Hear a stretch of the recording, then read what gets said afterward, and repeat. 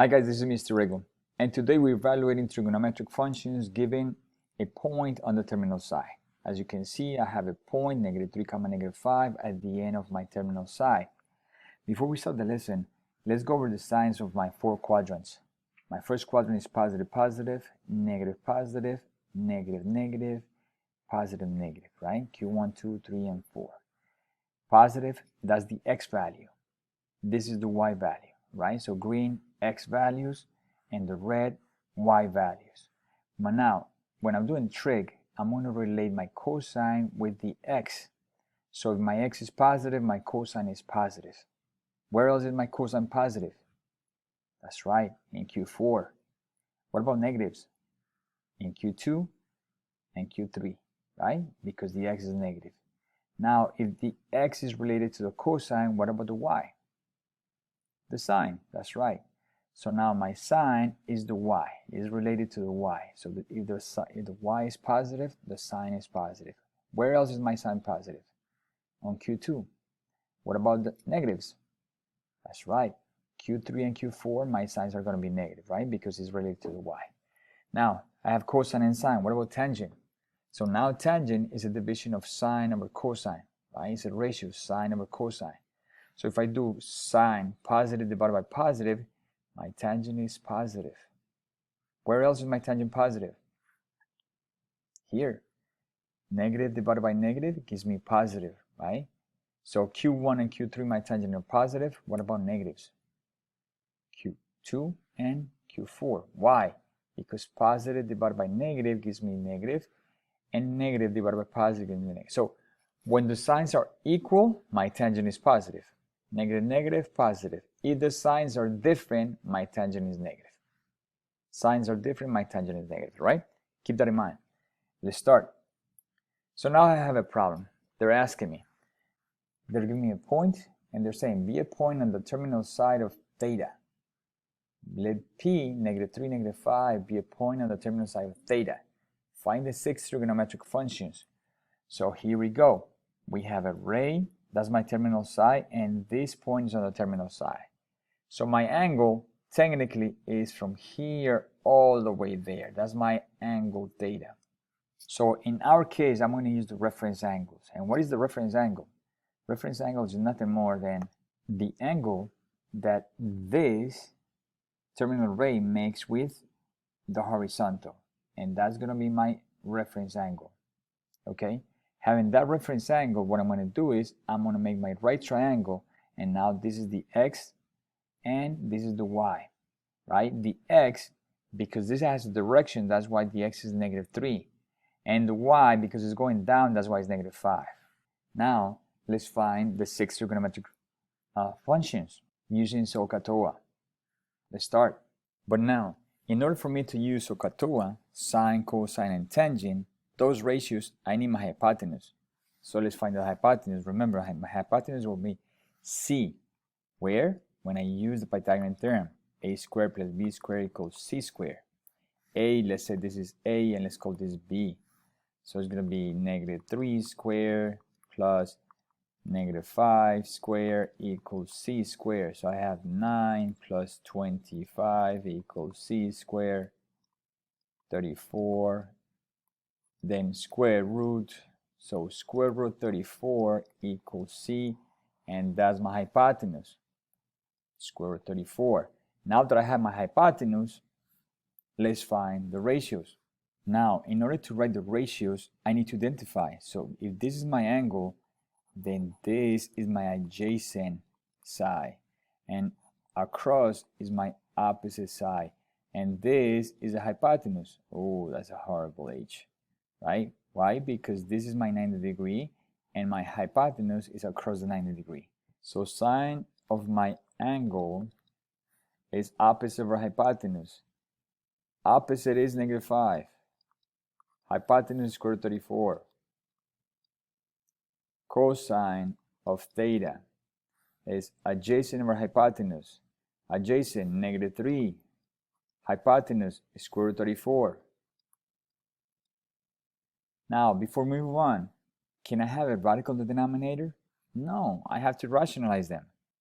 So in order for me to rationalize them, I gotta multiply times the same square root. If I do it on the bottom, I have to do it on the top. Therefore, -5 times this is -5 is square root 34. And the bottom, square root 34 times square root 34, what happens is the radical gets away, it's gone. On the cosine, rationalize. -3 times that is going to give me -3 is square root 34. And the bottom, the square root gets canceled. I get 34. Let's go for tangent. Now my tangent of the angle is opposite or adjacent. Opposite -5 and adjacent -3. Because both are negative, my answer is a positive, which is Q3. All right. Now what about the reciprocal of those? So sine, reciprocal of that is cosecant. Cosecant of this angle is just the reciprocal, which is square root 34 over -5. But instead of putting the negative in the denominator, I'll put it on the top. Reciprocal of cosine is secant. Secant of the angle. So reciprocal of this is flipping that. So it's going to be square root 34 over -3. Instead of putting the -3 on the bottom, I put it on the top. Now let's go for cotangent. Cotangent is the reciprocal of tangent. So cotangent of my angle is flipping these two. 3 over 5. And now I have my 6 trigonometric functions. Let's do one more problem. Now, I have 1, -3. Let P be the point on the terminal side of the angle theta. Find the 6 trig functions, the same idea. So now 1, -3. Look at this. 1 in x, which is positive, -3 in y. Okay? So now we know that my angle is all the way around it. That's my angle theta. Okay, but I don't use that angle. I used my reference angle, which is the angle with the x-axis, and that's my reference angle. Now they're asking me for the trig functions, so I'm going to use Sohcahtoa. In order for me to Sohcahtoa, I need to find the 3 sides of my triangle. Right now I have 2 sides. I don't have the longest, which is my hypotenuse. Remember, your hypotenuse, you find it using the Pythagorean theorem. A squared plus b squared equals c squared, not plus. Okay, out of these 3, remember your hypotenuse. This side is your value of c. Okay, let's do it. This could be a, this could be b. So let's call that 1 squared plus -3 squared equals c squared. 1 squared is 1, -3 squared is 9, c squared. 1 plus 9, 10. I need c, I don't need c squared, so I do square root on both sides. And now I have the square root of 10 is equal to c. And that's my hypotenuse. So I replace it here. Once I have the 3 sides, now it's time to find the ratios. To find the ratios, I need to identify the 3 sides. This is my theta, this is my angle. So this will be my opposite side. And right next to the angle is my adjacent. Okay, I have those. Let's start with the sine. Sine of the angle is opposite of our hypotenuse. Opposite is -3. Hypotenuse is square root of 10. And I'm done. But because I have a radical in the denominator, I need to rationalize. Meaning multiply by the same radical on the bottom and the top. The top is going to give me -3 square root of 10. And this 10 times 10 is 100. But the square root of 100 gives me 10. See if I can simplify. I'm not able to, so that's my sine. Let's go with my cosine. Cosine of my angle is adjacent over hypotenuse. Adjacent is 1 over hypotenuse, which is square root of 10. Same as the top. Rationalize. Multiply the same radical on the bottom.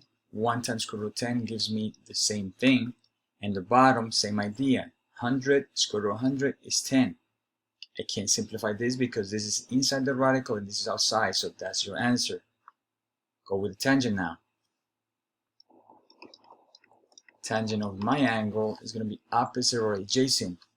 Opposite is -3, adjacent is 1, which is -3. Now keep in mind, when I identify the signs and the size of my triangle, I keep those values, those are signs, alright? So what I'm saying, the 3 will stay always -3 because it's going down, right? And the x will be always 1 because it's going to the right. So you keep the sign of those values. Right, guys? That's it for now. If you're learning, please like the video, subscribe to the channel, and comment, ask me questions. Alright? Thank you for watching, and I'll see you next one. There's more trig to come. Take care. Bye-bye.